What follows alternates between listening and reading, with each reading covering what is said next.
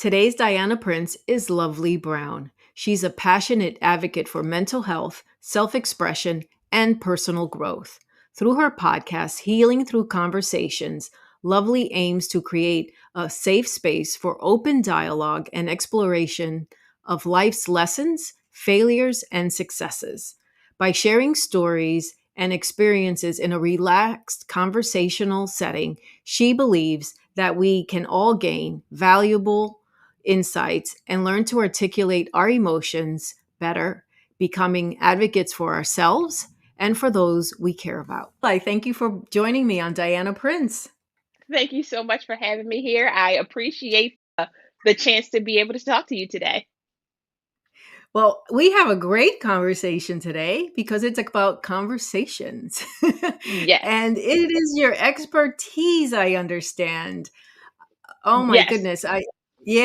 I'm excited to speak to you because a lot of us don't understand the power of a conversation, the power of our words when they leave our mouths. It is so much more than just ordering food at a restaurant or even even when you can articulate your feelings, you don't really understand the power that it has to release you from something. So that's what we're going to all talk about. And you're here as a pro. You give me your pro insight. I'll give you my non-pro insight. Yeah. I feel All like we're good? all pros on conversation. We just don't know it. Not really. No. Actually, I do have a history with conversation, so it hits near and dear to my heart. I always tell people that I don't have words, and I don't have words on some things. Hold on. You froze. Can you hear me? I can hear you. Me. Okay, we're going to keep going. Okay. Did it come back in? Not yet. Oh, this.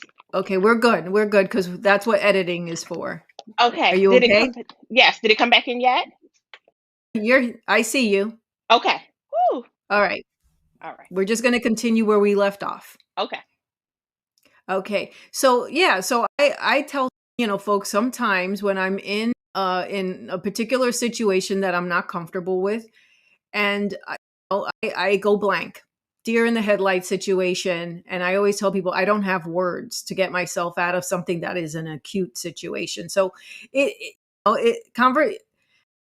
having the ability to speak on your behalf is important, but we don't always have the tool, and we don't Absolutely. always have the expertise. And I know that you are a conversation expert, so let's just dive in.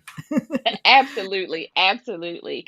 One of the big things that I learned from having such poor communication skills when I was younger was that it was always the miscommunication was usually like three sentences. Was it was either something that I said that made the person where they didn't fully understand how I emoted feelings. Like sometimes we're so passionate about what we have to say that the tone throws people off. Or sometimes it's just like you miss the cue from the person. But also Yeah.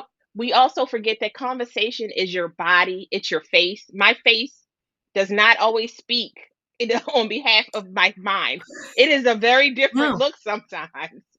And I when I get caught up in a situation that is uncomfortable, and for me, it's always more of a confrontational thing. Like mhm. if I'm in a confrontational situation, I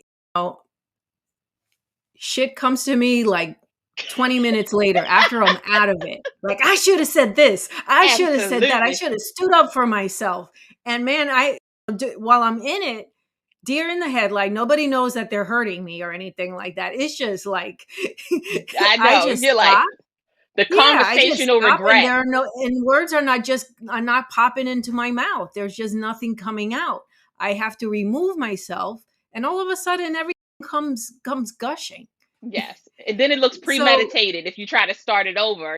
It's like you were yeah, thinking it's yeah. like I would re-script that shit. it's like I Me was standing trying. up for myself or something like that. So, what is it? Like, so why don't we start a little bit, in terms of your background and how you got into using conversation as your healing tool. Absolutely. What made you do that? So my professional career was in law, and I'm still there. And one of the things that you have to learn how to do when you work in with attorneys is you have to learn how to articulate yourself very clearly as soon as possible, because you are dealing with I deal with litigators. Their job is to find the flaw. Their job is to pick what you say apart. And I'm a straight shooter, even to the Yeah. detriment of myself. Like, I'm not going to lie to you to make you feel better, but I'm also not going to lie to myself to make me feel better. But what I learned 25 years, I've been in legal field for 25 years, what I learned was there are a lot of people who don't actually say how they feel, and we spend so much time trying to heal ourselves from a conversation that could have taken 5 minutes. If somebody comes to Wow. you, they say something that hurts your feelings. Instead of you being able to articulate yourself because you're caught in your emotions, you then spend the next 2.5 hours trying to detox and talk about it. You have to talk about it to the secretary next to you. You have to talk about it to the HR person. You Oh, have to talk about it to your spouse. And then how much work have you fallen behind on because you couldn't get that out? So I said, yeah. okay, okay. But they would come to me, explain to me what was happening. I would explain back to them what they said to me. This is what you can do. They would walk off, do that thing, get it done. It's fixed. But you don't know that's what you're doing initially. Because I think you could be a mom, a sister, a cousin. If you're the person that everybody comes to fix it, Mhm. you have to learn how to mitigate your own time. And you're having all these conversations, and so many people are leaving baggage at your door, and you're thinking to yourself, you guys really want me to fix this? My life could be falling apart too. So I have to learn how to say, hey, I'm having a bad day, or I don't feel really good today, or what you said to me is more than what I can handle. It's too much on my plate right now. And that requires vulnerability. It requires trust, openness, and that's not something that a lot of us have. It's not something that a lot of us have because we weren't taught that way. If you lived in a house where Yeah. you had the children are only meant to be seen and not heard, if you live in if your cultural background is that children are only valuable through service, if Mhm. it- you- so then you learn how to be quiet and please the person. You learn how to say what pleases the person, which isn't articulating your thoughts. It's articulating the person that you're trying to please thoughts. And it's very different. Yeah. So you said something that just caught my ear, the vulnerability piece of it. Oh, in the scenarios that I mentioned to you, you hit it right the nail on the head, and I never gave that much thought, is that I am in a vulnerable spot. Yes. So the only so but I'm yeah, at the moment, or when we took this on, furthest thing from my mind is that I was in a vulnerable spot. But you're right. I'm in a vulnerable spot, and God forbid, I let, if I say something, I'm going to say the wrong thing, Mm-hmm. right? I'm going to let somebody know that they got to me. Yes. And or I'm going to think like I look like a fool or something. It's that vulnerability piece of it. I really, wow, that is mind blowing to me, because I never really pieced that together as to what's happening to me. And it's just like these words aren't coming. But Yes, they you are aren't. so right.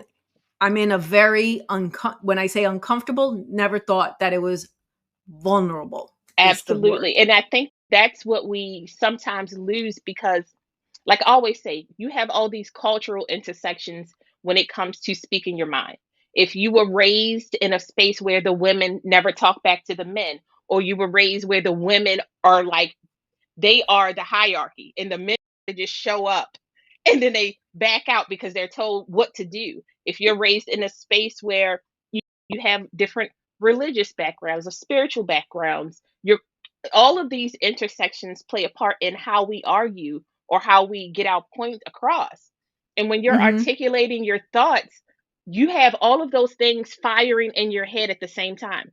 Am I going to come off as crass? Does this look respectful? Am I going to hurt the person's feelings? What kind of relationship do we have together? Do I want to talk to this person again? Do I really mean what I say? I just need a moment. Because if we could Mhm. push pause in the middle of the argument and pause and go, you've really hurt my feelings. You hurt my feelings, and I'm disappointed that we're having this conversation. It would make such a big Yeah. difference, but we can't pause. We can't. Yeah, there is no pause. But you help me though in understanding where I'm coming from and always thinking because it's always oh, it's an encounter at the DMV. Oh, I'm not throwing shade at the DMV or anything like that, I but am throwing all the shade.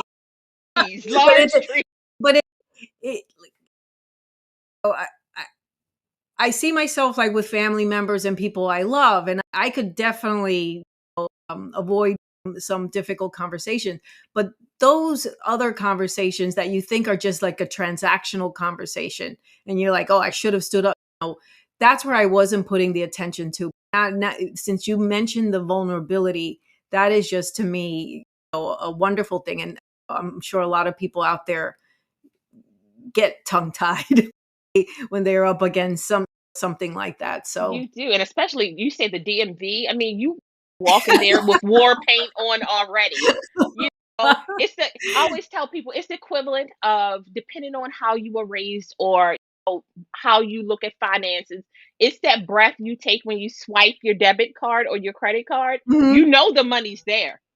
You know yeah, it's there, but you're praying that the doesn't happen because mhm, it shuts you down. You completely there's money on the card. I swear, I'm trying to let yeah, me get this together. Just instead of going, maybe the strip isn't working, or maybe I yeah, need to change something else. But the vulnerability, that openness to what did you just say? Okay, yeah. Wow, wow. yeah, So, tell me, when we're talking about conversations, and you mentioned the cycle about at in the office how we can have an interaction with somebody, but instead of handling it right there, we go and you know spread it everywhere else as opposed to dealing with it we're at that moment. we're pulling in the crowd. We're ganging up on them. We're gonna all bring it. But how does walk me through how how having that conversation with that person, how does it serve you when the words escape from your mouth and you do say, well, and whatever, let's say it's a situation where somebody is just being a little where you have to set a boundary. You Yeah, you use the example of the office chatterbox that comes by and everything, and you have to set a boundary, but you never do. yes. What happens when you finally do set that boundary and those words come out?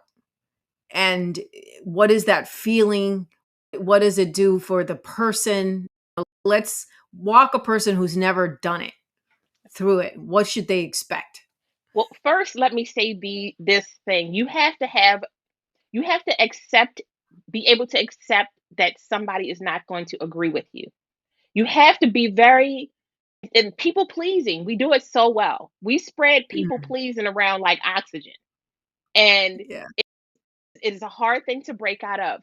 But you have to accept the fact that you may offend somebody by putting up boundaries. And I will tell you this, Mhm, anyone who violates your boundaries on purpose, they don't respect you already. They've already put you in a separate box. But what it looks like is so, say for instance, Sarah comes over to your desk every day at 3 o'clock. She knows that at 3 o'clock, your boss gives you the last set of documents that he needs by 4:15. And then she mhm, comes over and say, did he give you the information yet? Every day he gives you 5 minutes. You're just sitting there typing.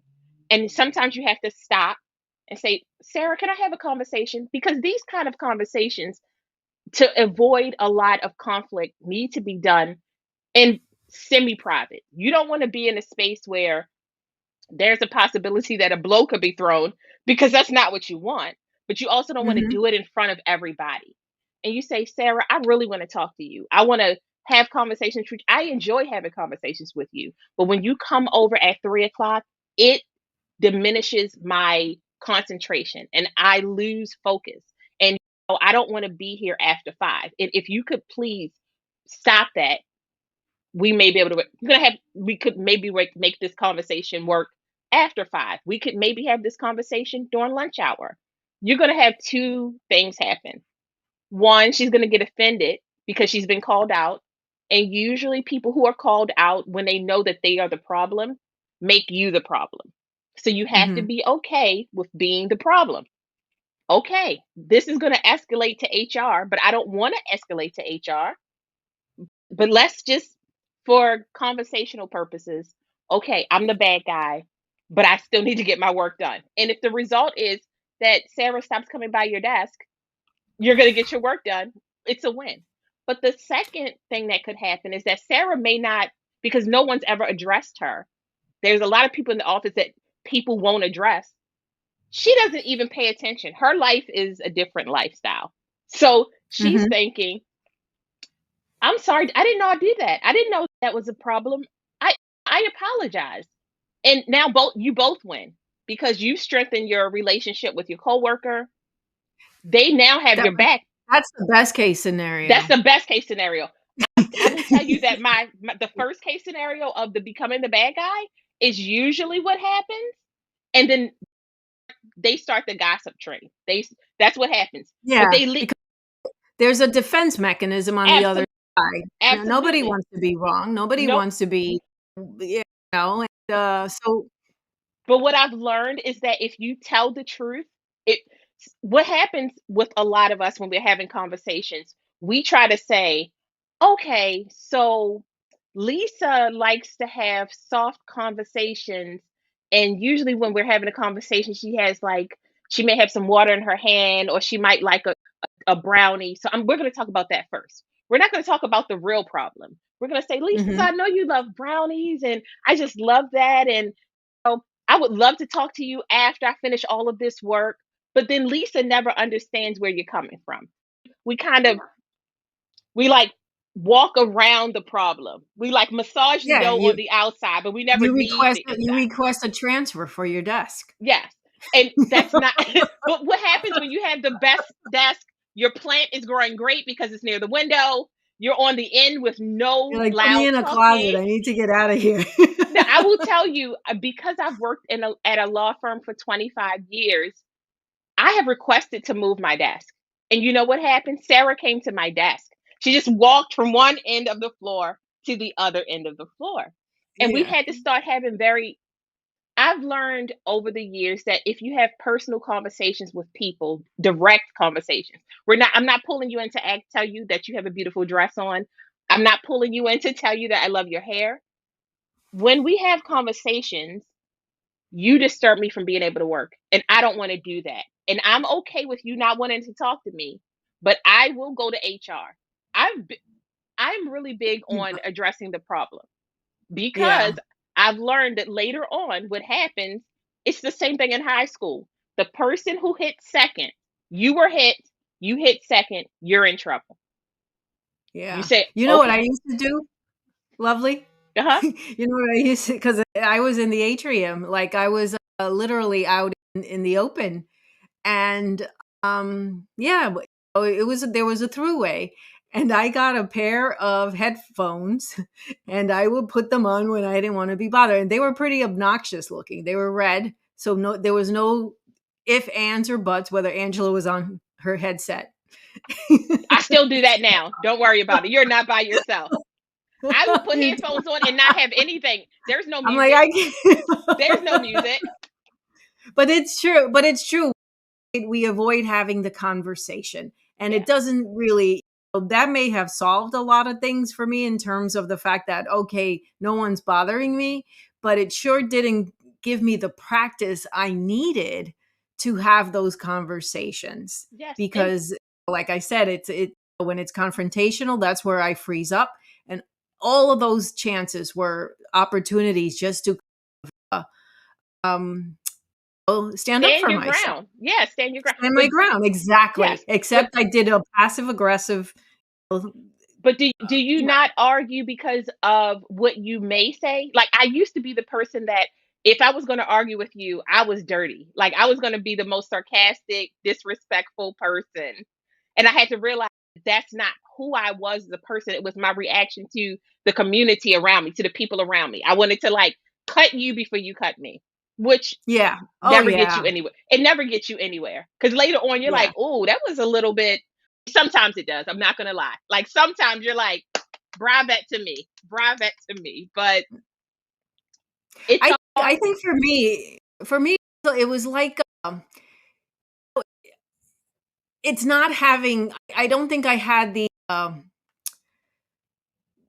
my goodness, just the segue into it, into having Mm, that, like, how to start it or anything like that. I think by the time I would actually know that something is, let for lack of a better term, aggravating me or something like mhm. that, you know, in the office or something like that, it's already too late. I'm so annoyed at it that I'm, as opposed, because I didn't address it for 5 years or Oh, whatever it yeah. was. Yeah, using that as a random example, but I didn't because I didn't address it. I'm already now annoyed, and and now that's where the no words come from. But it's not having it as a tool. Like, I think there's a lot to say when you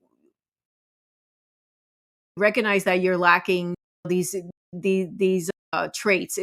I'm going to say it's like an attribute to have a conversation and address it tactfully. I don't always Absolutely. do that. It, I don't do that. things So I I had to, avoid it even more so. things I've learned, tips when you're having conversations. Read the room. Read the room. If everybody's having conversations in a conversational tone, there's no reason for your voice to elevate.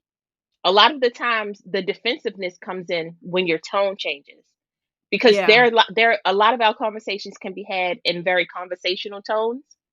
Being able to look someone in the eye directly, not looking Mhm. around the room when you're having a conversation. And I know culturally some people don't look each other in the eye, and I'm not really talking about that, but addressing a person, letting them know. I always say I call it peanut butter and jelly.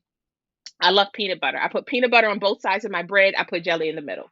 So, peanut butter, I talk to you about the great things or the good things that I appreciate about what's happening. I try to go with some pros before I go into the con. Then I talk about the cons. We follow up with some pros, and then we have like a resolution. What can we do to make this better? It doesn't always work because some people are going to aggravate you, and you have to be com- not be comfortable. Acceptance. It's like grieving a relationship. You have Yeah. denial, but so at the end, it's acceptance. This person may not be where I am.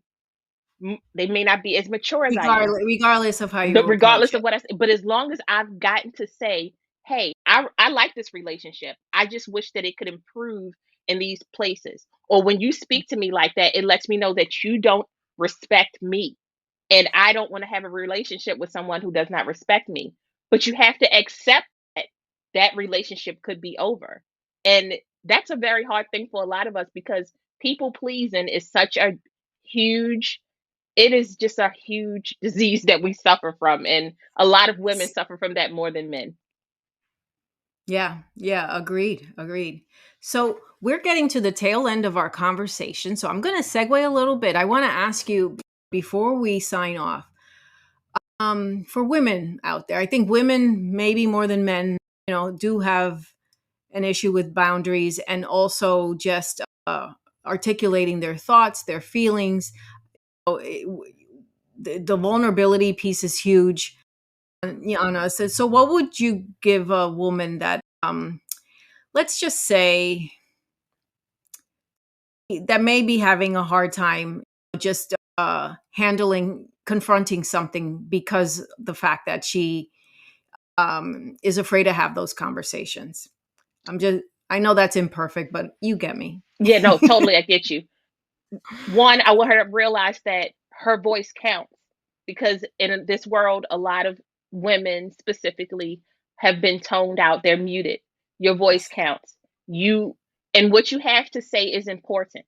It is very important because if you have people around you who are looking up to you, which most of us do, whether we like it or not, they want to hear what you have to say. Also, how you handle yourself, your personal self, will be how people treat you. So, having conversations, speaking proudly of yourself, having enthusiasm about who you are, exposing secrets that aren't really secrets, being vulnerable and open, being able to tell your story with a period at the end and still being proud of who you are, and understanding that, again, you are a person and we are all flawed and we're going to all say something or do something that may hurt someone's feelings, but you're still needed on this earth and you still deserve to be heard. Wow. Thank you. Thank you for that. You're very welcome. So I'm going to give you the floor and you can talk about anything you want, Lovely. Your podcast, if you have an offer to promote, it's all Abs- yours. Thank you so much again for having me on your podcast. I just truly appreciate you giving me a chance to speak to people. I love having conversations.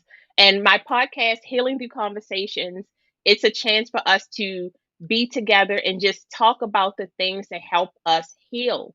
I feel like everybody's life has a lesson. Everybody's life has a laughing section. We all have a crying section. We all have sections about relationship building, enthusiasm. We can all talk about the flaws and the failures that we've had, but it's a chance to celebrate who we are. And I totally enjoy having conversations with everybody from every walk of life. And if you're interested, I absolutely, it's at www.lovelyesteem.com. And you can go in, look at the calendar, and see if it's something that you're very interested in. I just love having conversations with people. It brings me joy.